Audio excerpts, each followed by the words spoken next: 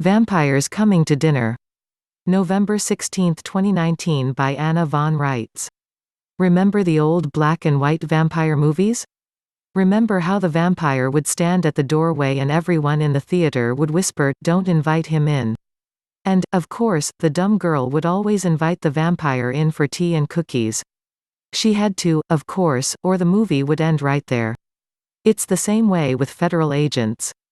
They can't come in unless you invite them in.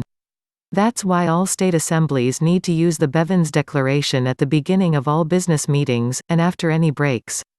Give them no excuse to infiltrate your meetings or to influence your proceedings as a state assembly.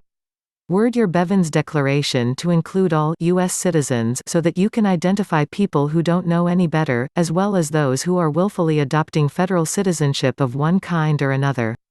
Now I will ask you to remember another blast from the past. Recall how the federales got all the churches to fall into their corporate franchise trap. They promised the churches tax-exempt status. The odd thing is that the churches were already tax-free.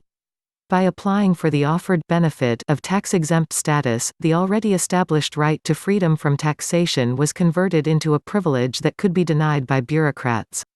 The churches unwittingly gave up a right to gain a privilege, and subjected themselves and their property assets in the process.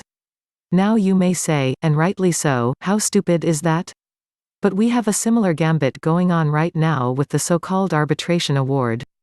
The arbitration award is the same kind of anti-intuitive drivel they used on the churches, selling you, at great undisclosed cost, something that they already owe you. It's like saying, we will respect your virginity after we rape you.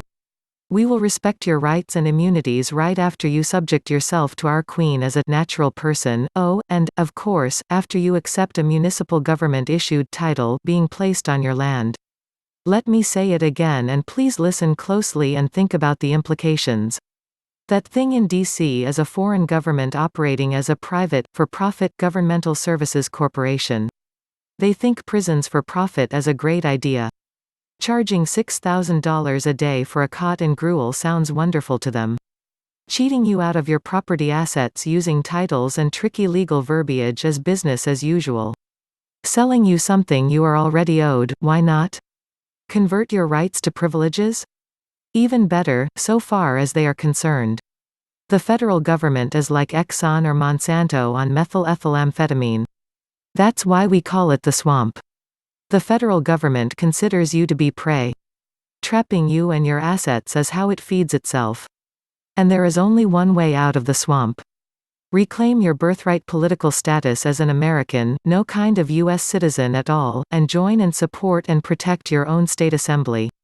www.theamericanstatesassembly.net. Links to this article and more can be found in the video description box.